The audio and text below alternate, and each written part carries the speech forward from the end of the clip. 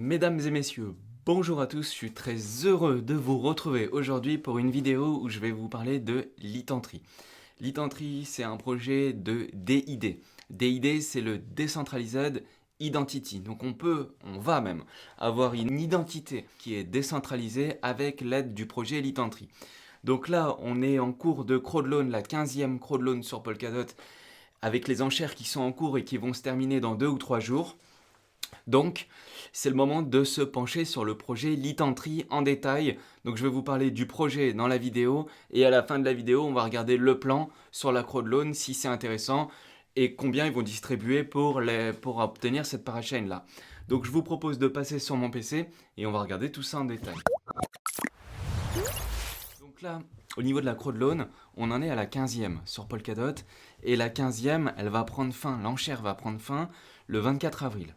Donc le 24 avril, c'est-à-dire qu'il nous reste que quelques jours pour participer à la crowdloan si c'est intéressant. Donc le truc, c'est que pour ça, il faut s'intéresser au projet et on voit que Litentry est loin devant. Donc c'est le moment de s'y intéresser et probablement que le prochain projet que je vais vous parler, ce sera Polkadex puisqu'ils sont juste derrière pour la crowdloan d'après. Donc on aura encore un peu de temps. Donc pour Litentry, qu'est-ce que c'est ? Donc on a fait un article sur polkafrance.fr, il est disponible, lien dans la description. Litentry, c'est pour avoir une DID, une Decentralized Identity. Donc une identité décentralisée, qu'est-ce que c'est ? Même ça va même plus loin que ça. Une identité décentralisée, c'est que en gros vous allez pouvoir greffer, lier votre wallet à votre identité personnelle. Et quand je dis identité, ça peut aller assez loin. Okay, donc là, par exemple, ça peut être assez simple, comme on voit à l'écran, ça peut être une photo, un nom, un prénom, un âge, mais après, on peut aller plus loin que ça et stocker des données qui vont plus loin, mais je vous donnerai les exemples et je vous expliquerai après les détails précis et comment ils vont y arriver. Donc là, on va pouvoir avoir une DID par l'intermédiaire d'une application mobile liée au substrate de Polkadot grâce à Litentry. Et donc pour ça, ça va faciliter beaucoup les traitements des choses et des applications et des utilisations sur la DeFi notamment, sur les IDO, les Launchpad, pas mal de choses sur les airdrops du côté crypto. Et puis après, il y aura aussi d'autres choses du côté off-chain, si on peut dire, c'est-à-dire en dehors de la blockchain, mais principalement Litentry, ça sera dans le domaine crypto. Alors, comme d'hab, l'analyse du projet, je vais vous la faire en 3 étapes. La team, très rapidement. Le projet, c'est là le cœur du truc. Et à la fin, je vous parlerai du token Matrix et avec la crowdloan en même temps, puisque c'est en ce moment qu'il y a la crowdloan. Donc au niveau de la team, je vais directement à la fin de l'article. Alors c'est une équipe, c'est des personnes d'origine chinoise dont le fondateur s'appelle Han-Wei Cheng. Et ils sont tout à fait compétents parce que Han-Wei Cheng, c'est un ancien ingénieur logiciel chez Parity. Donc il bossait chez Polkadot, donc il connaît parfaitement le substrate, il connaît parfaitement tout ça, puisque c'est lui qui l'avait codé avec, bien sûr, il n'était pas tout seul, ils étaient une équipe de 50-60 à l'époque, maintenant je crois qu'ils sont plus de 200. Si je me trompe pas, peut-être que je dis des bêtises, mais pour moi c'est ça. Et donc du coup, lui, vu qu'il a aidé à créer le réseau, il sait comment l'utilise pour pouvoir coder une application dessus. Donc là, il va avoir sa blockchain, sa parachain sur Polkadot, puisqu'ils sont en train de gagner. Et donc maintenant, logiquement, il ne devrait plus y avoir de candidats sérieux à part eux pour la 15e parachain. Donc là, on voit que tout à fait sérieux, il maîtrise forcément bien son sujet et c'est lui le fondateur et toutes les autres personnes avec qui il travaille, j'ai regardé un petit peu, c'est tout à fait des personnes compétentes. Donc là, il y a la photo de famille, si on peut dire, donc toute la team, projet d'origine chinoise, et donc ils vont avancer. Et je veux aussi vous parler des partenaires et des investisseurs, et on voit qu'ils sont partenaires avec les plus gros projets. Donc ils seront en lien avec les plus gros projets, et même, ça va même un peu plus loin que ça, on voit qu'il y a même The Sandbox. The Sandbox, ils sont pas sur Polkadot, mais on voit qu'aussi, avec Litentry, s'ils sont déjà partenaires avec The Sandbox, et d'autres, on sait que on va pouvoir avoir une DID, Decentralized Identity, qu'on va pouvoir potentiellement lier dans la métaverse, lier avec des NFT, et on voit qu'ils sont aussi partenaires avec la blockchain Elrond. Donc potentiellement, pour toutes les questions de... Vous savez, en ce moment, il y a pas mal de choses sur Enroon avec les launchpads, les IDO et tout qu'ils font. Et ben, peut-être qu'ils vont pouvoir utiliser une DID, une Decentralized Identity, sur ces projets-là, puisqu'ils potentiellement ils sont partenaires. Donc on va voir dans quelle mesure ça va se faire dans les prochains mois, puisque là maintenant on approche du but. Au niveau des investisseurs, j'ai regardé aussi, c'est des investisseurs qui sont très sérieux, là il n'y a rien à dire là-dessus, et ils sont connus, déjà les investisseurs qui sont dessus, pour être aussi sur d'autres projets Polkadot, et c'est très bien. Donc pour la team, les partenaires et les investisseurs, c'est très bien, c'est excellent, et donc maintenant on peut passer au projet, et je vais vous parler du projet. Donc je vous ai expliqué que c'était une DID, mais c'est pas que ça va plus loin que ça, parce que c'est aussi et surtout un agrégateur d'identité décentralisée cross-chain. Ça fait beaucoup, hein. En gros, ils vont agréger différents types de DID. Donc aujourd'hui, il y en a déjà, hein. Ça existe déjà des DID, mais c'est très peu utilisé.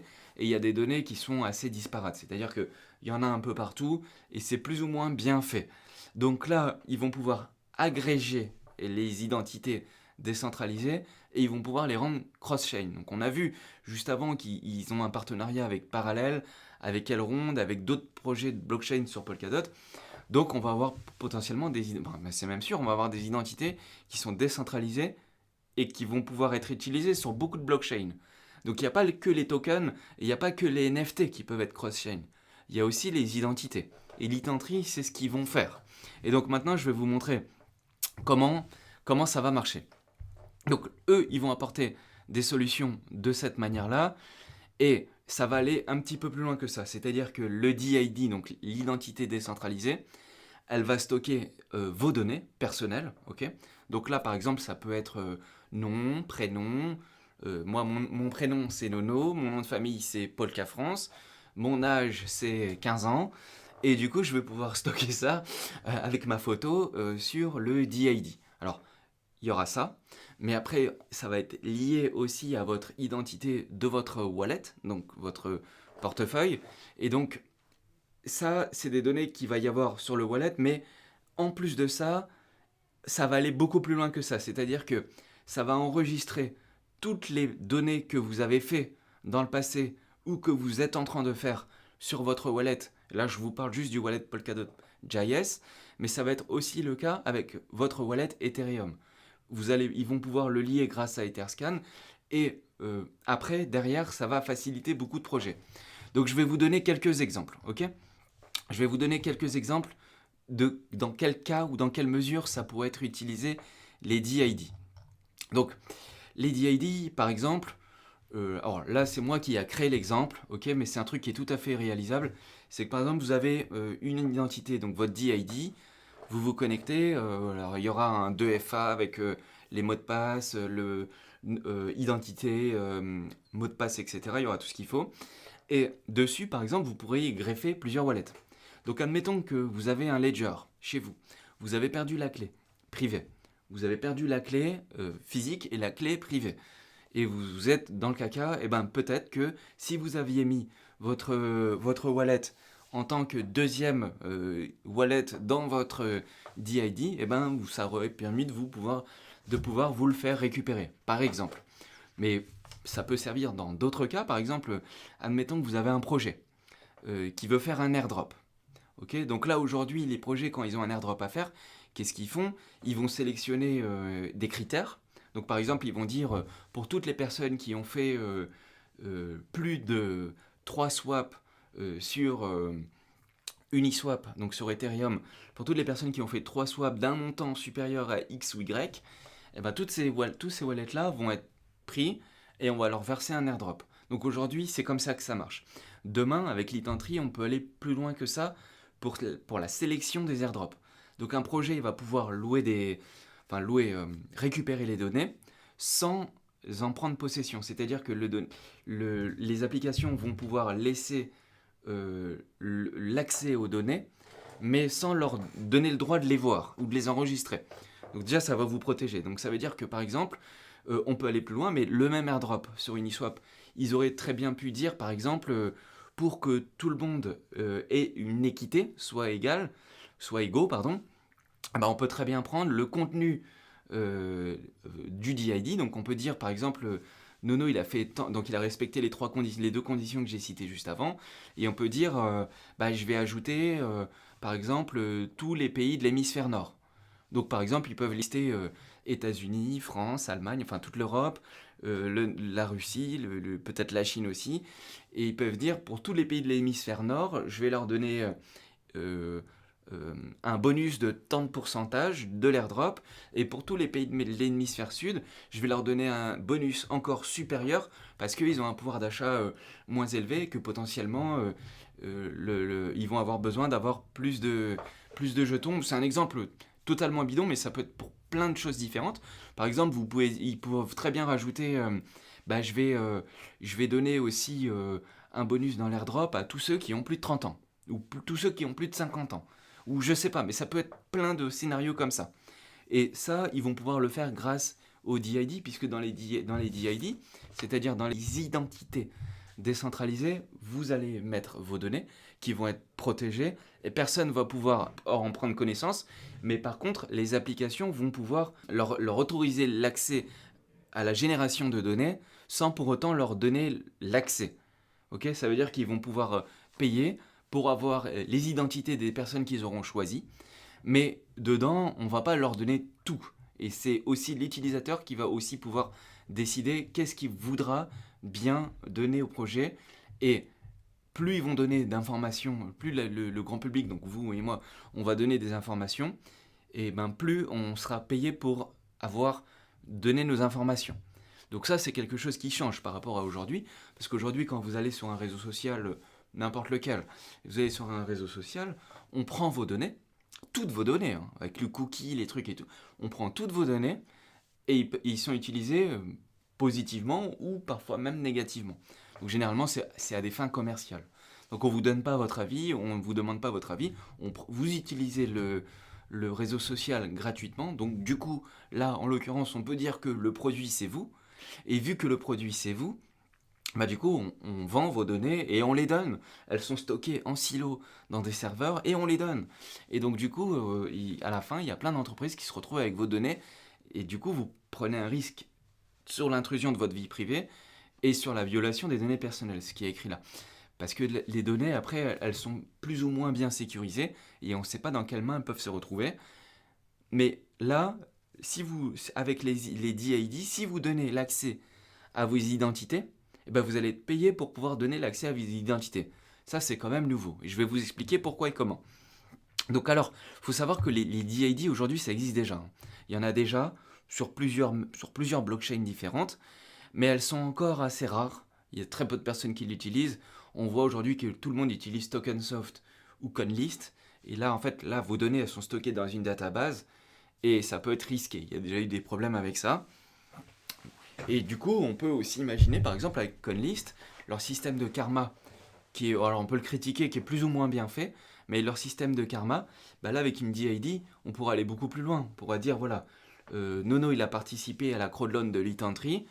Et ben, par exemple, il y a un projet s'intéresse lui aussi au DID, et ben il pourra dire tous les personnes qui ont participé à la crowdloan de Litantry, toutes les personnes qui ont participé à la crowdloan de Kilt Protocol qui fait aussi un système de ce type-là, bah, ça m'intéresse d'avoir ces personnes-là dans mon projet, donc je vais leur envoyer euh, une invitation à un événement pour leur parler de mon prochain projet, etc. Donc en fait, du coup, ça va pouvoir permettre de faire ça et vous allez être payé pour pouvoir... non seulement vous allez être payé pour pouvoir faire ça, mais en plus ça va faciliter la vie à tout le monde. C'est-à-dire que quand je dis faciliter la vie à tout le monde, c'est-à-dire qu'aujourd'hui pour aller sur Conlist, ben, vous devez faire un compte sur Conlist avec un mot de passe, lier votre wallet, envoyer une photo, faire un KYC avec nom, prénom, photo, selfie et tout. Après, vous allez sur Tokensoft, il y a une autre vente, donc il faut aller sur Tokensoft. Donc vous refaites la même chose. Donc vous multipliez le nombre d'endroits où il y a votre identité avec votre wallet, votre nom, votre prénom. Ça crée du coup des problèmes de sécurité, ça complique les choses parce qu'il faut se connecter un peu partout. Parfois, alors Conlist, ils ont le ban un peu facile. Donc si vous faites ban de Conlist, bah, derrière c'est fini pour vous. Votre KYC c'est mort, vous êtes grillé, enfin, c'est fini pour vous. Donc ça c'est quand même dommage. Donc les DID vont permettre de régler pas mal de problèmes dans ce domaine-là. Et ça pourrait être aussi utilisé dans la DeFi. Donc quand je dis que ça peut être utilisé dans la DeFi, là on parle par exemple de scénarios type lending. C'est-à-dire vous voulez prêter des fonds à quelqu'un, bah, vous pouvez choisir à qui vous voulez les prêter dans un panel de critères que vous aurez sélectionnés. Il pourrait y avoir une réputation donc pour le vote. On va pouvoir choisir par exemple toutes les personnes qui votent. Donc on pourra attribuer des notes de scoring dans la DeFi par exemple. Enfin, on peut faire plein de choses. Et pareil, vous aurez votre identité dans les réseaux sociaux. Vous pourrez choisir si vous voulez les lâcher ou pas. Donc là, il va se passer plein de choses. Et ce qui est bien avec ça, c'est qu'il répond aux normes du Web3, c'est-à-dire du W3C. Et la norme du Web3 dans l'identité décentralisée, c'est une identité qui est donc décentralisée. Ça veut dire que elle est nulle part en réalité, l'identité, elle est gérée par la blockchain. C'est un identifiant unique. Donc vous aurez besoin d'un seul truc pour vous connecter partout. Et qui ne nécessite pas d'autorité d'enregistrement centralisée. Ça veut dire que c'est pas un projet qui décide de vie ou de mort sur vous. Là, c'est décentralisé et après, ça sera fait en fonction de critères. Par exemple, si votre adresse IP elle est pas bonne, on va vous bloquer l'accès à un site. Et ben là, du coup, ça va pouvoir changer ça. Donc voilà, donc c'est très bien, c'est un bon projet qui est intéressant et on voit que je reviens toujours par les valeurs prônées par le Web 3, donc c'est-à-dire le W3C et le Web 3. Et en fait, du coup, le projet va être géré et gouverné par la communauté. Il va être entièrement décentralisé avec la puissance de la blockchain pour les calculs, etc. Et avec votre vie privée qui est gérée. Et en fait, dedans, les identités, on va les retrouver dans une pool d'identités. Donc en fait, là, ça nous emmène dans un nouveau concept où on va pouvoir faire du staking d'identité. Ok. Donc là, pour l'instant, ça n'existe pas, c'est un concept un peu nouveau, donc petit à petit, vous allez comprendre, et au fur et à mesure du temps, c'est comme au début les crowdloans, personne ne comprenait rien, on découvrait, bah là, ça va être pareil avec le staking d'identité. On a une identité, et on va pouvoir la mettre en staking. Et en fait, le réseau, comment ça fonctionne? En fait, ça fonctionne que vous avez une pool, donc c'est comme une pool de jetons, hein, c'est comme une pool de tokens, sauf que là, ça va être une pool de données d'identité, donc de DID, et dans les DID, il y aura des personnes qui vont vouloir payer pour accéder à certaines identités. Donc c'est ce qu'ils appellent les matching bio buyers. Eux, ils vont devoir payer pour avoir les identités qu'ils auront envie. Ok. Et donc du coup, toutes les personnes qui stake leur identité, ils vont recevoir les revenus des personnes qui ont payé pour avoir les identités. Et donc ça va fonctionner de cette manière-là. Donc les identités, elles, pour être matchées, pour être agrégées systématiquement et tout le temps, là ils utilisent un système qui est off-chain. C'est-à-dire que, par exemple, si vous liez une adresse Ethereum, donc Ethereum EVM compatible sur n'importe quelle blockchain, sur Ethereum, vous aurez Etherscan, et ben votre identité, votre DID va être lié à Etherscan, et vu qu'il va être lié à Etherscan, systématiquement, il y aura des nouvelles données. Et après, les nouvelles données, elles vont être agrégées systématiquement, et comme ça génère beaucoup de puissance de calcul, ça va être fait de manière off-chain. Donc les datas vont être générées en dehors de la blockchain, mais par contre, pour aller chercher, faire des requêtes et aller chercher les données, une fois qu'elles auront été agrégées, là, ça va se faire dans la blockchain. Et donc, du coup, pour que quelqu'un puisse accéder à vos données, il sera obligé de passer par la blockchain. Et la blockchain vous protège. Et sur Polkadot, c'est la blockchain qui a la sécurité la plus importante. Notamment grâce à la relay chain de Polkadot. Mais ça, maintenant, tout ça, vous savez comment ça fonctionne. Donc, il y aura un système pour gagner en faisant du staking d'identité. Et il y aura les acheteurs, donc tous les projets ou les partenaires commerciaux qui vont vouloir payer pour avoir des identités, ça va être possible.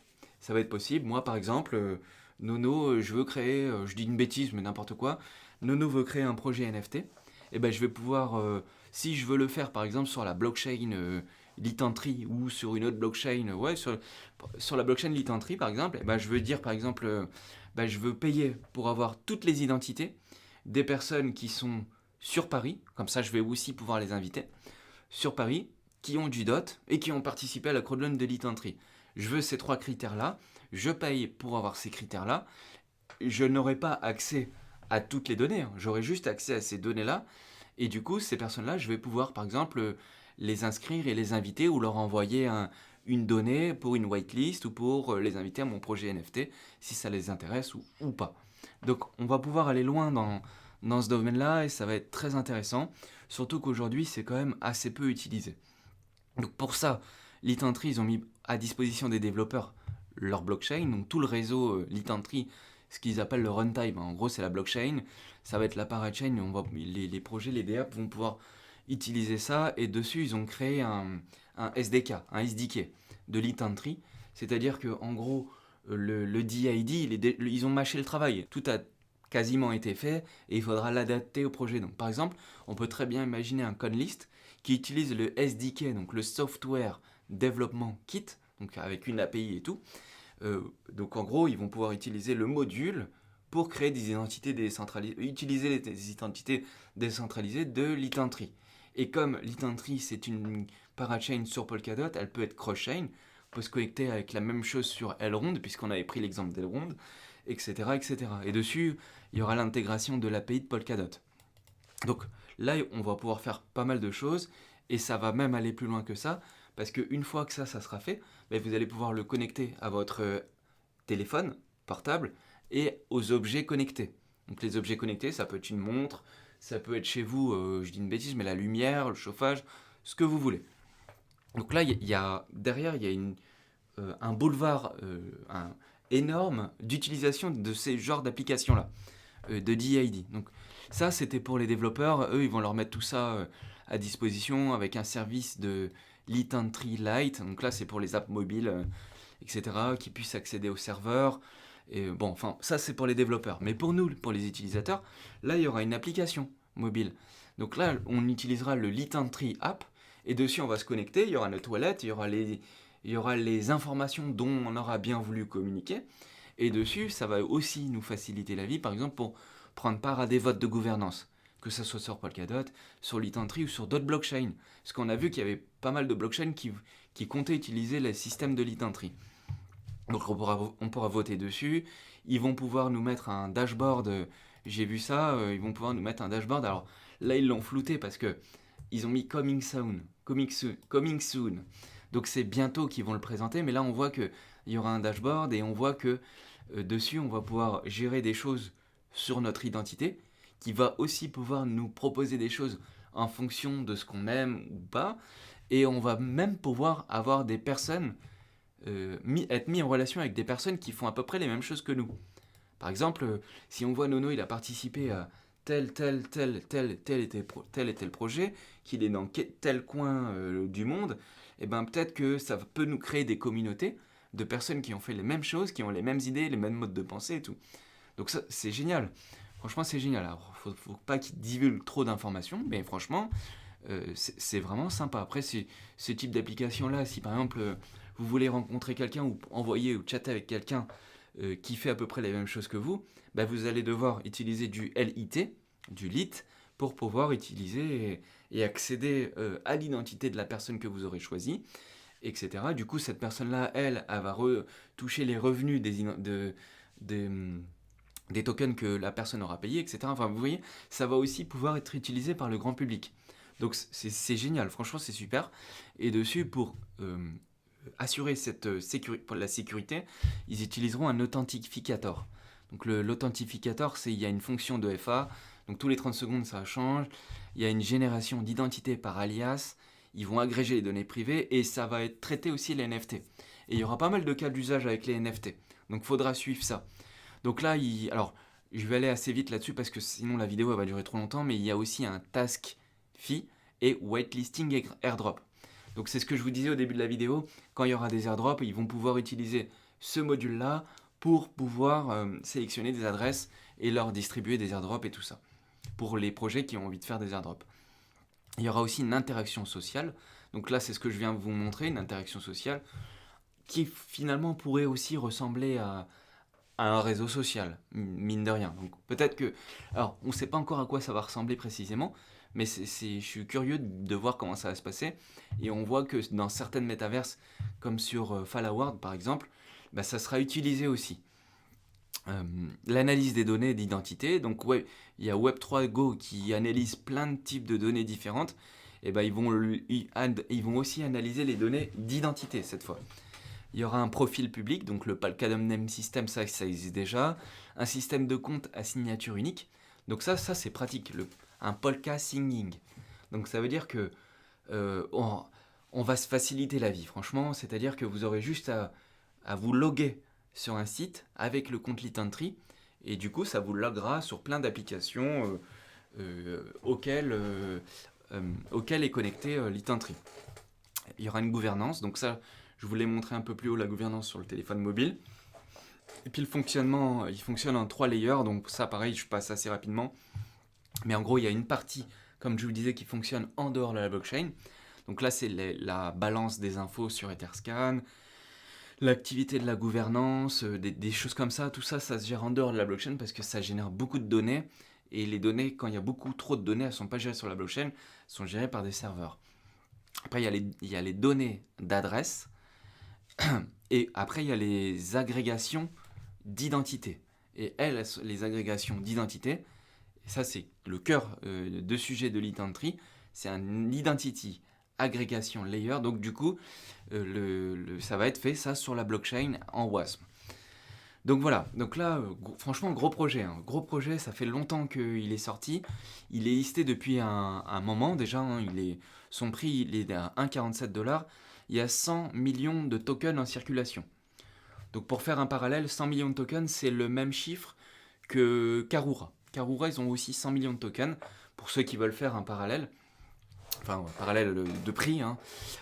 Et ce qu'il faut savoir, c'est que sur les 100 millions de total supply de tokens, il y en a maintenant 35 millions qui sont déjà en circulation.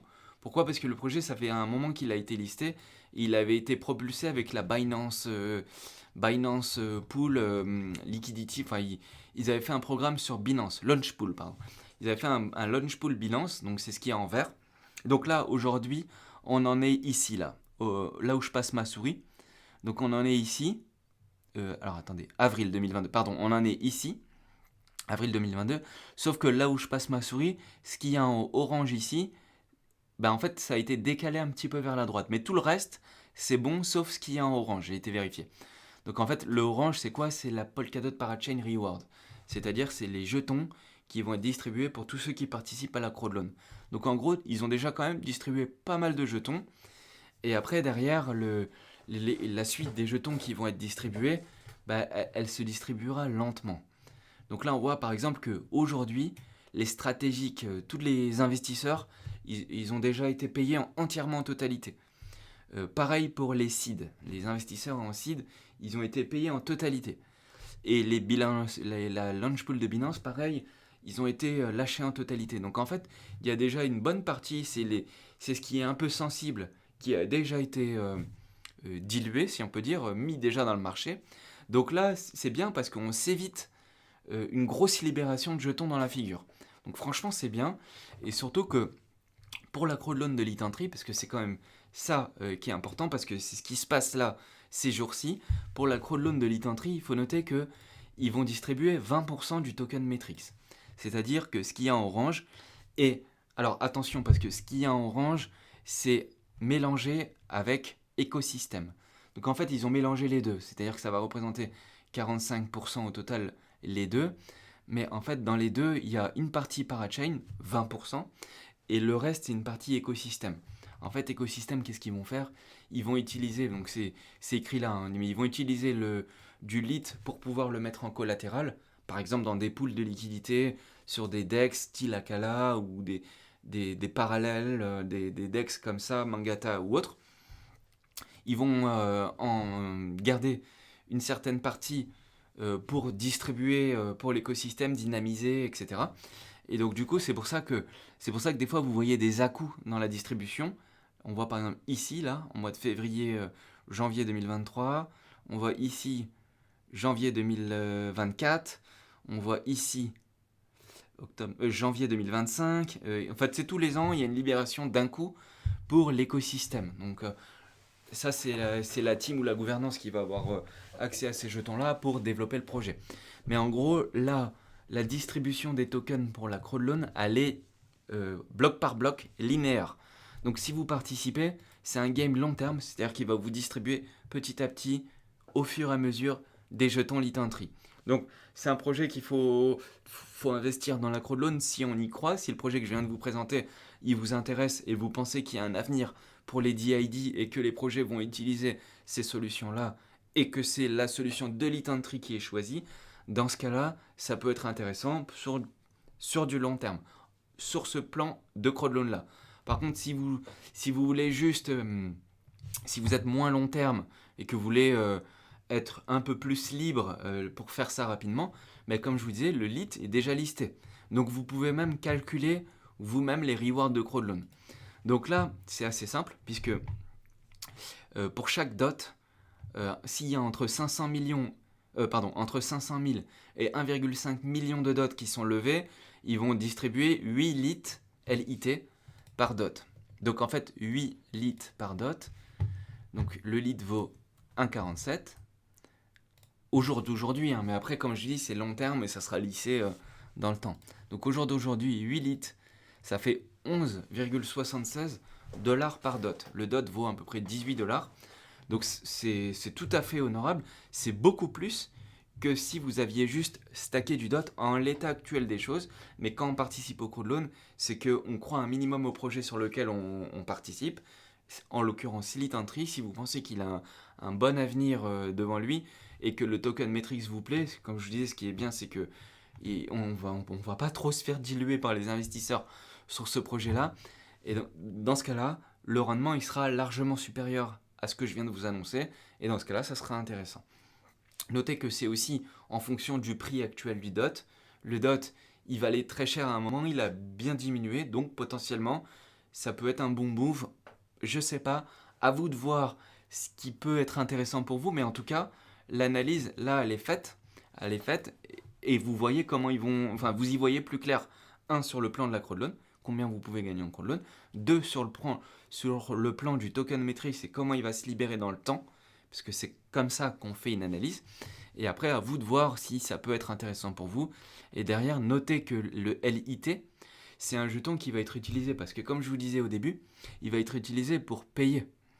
C'est-à-dire que pour que les personnes puissent accéder à votre identité, il y aura un paiement en LIT. Et donc les frais seront payés en LIT à chaque fois qu'un utilisateur demande un calcul de crédit en temps réel sur le réseau. Donc ça, c'est pour le paiement. Pour les rewards, pareil. Donc tous ceux qui sont travailleurs off-chain, donc ceux qui agrègent les données en dehors de la blockchain, pareil, ils seront payés en LIT.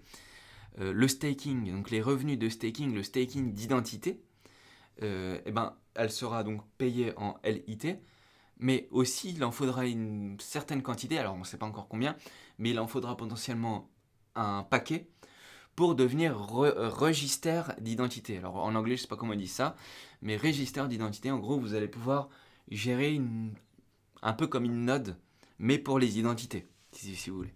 Donc ça, en fait, vous serez un validateur d'identité. Voilà, on va dire ça comme ça. Et il sera utilisé aussi en tant que collatéral pour les services de prêt et d'emprunt dans la DeFi. Donc là, aujourd'hui, le LIT, il est listé c'est un jeton qui est basé sur Ethereum. Ils l'ont fait aussi sur la BSC. Et donc, ils vont brûler ces jetons-là. Donc, c'est ce qu'ils disent. Hein. Ils vont brûler ces jetons-là. Ils vont burn une partie des ERC20. Et ils vont lancer aussi un bridge pour pouvoir bridger le ERC20 qu'ils ont déjà en LIT, en LIT. Donc, alors attention, parce qu'il y a le Litmus et le Lit Entry. Donc voilà, faites gaffe parce qu'il y en a deux. Et le Litmus, lui, il se passe sur Kusama. Voilà, j'espère que le projet il est beaucoup plus clair pour vous. Si ça vous a plu, écoutez, je vous propose de vous abonner et de cliquer sur la cloche si ça vous a plu. Sinon, vous pouvez mettre un petit pouce. On est dispo sur Twitter, Telegram et Discord. Avec plaisir pour vous y retrouver. J'espère que tout ça c'était cool pour vous, c'est plus clair pour vous le concept de DID, parce que maintenant on va en parler de plus en plus. Le DID, c'est l'avenir, et donc on va voir maintenant dans quelle mesure ils vont adopter ça avec le temps. Allez, ça m'a fait plaisir, je suis très content, je vous dis à la prochaine, salut à tous, c'était un plaisir, ciao.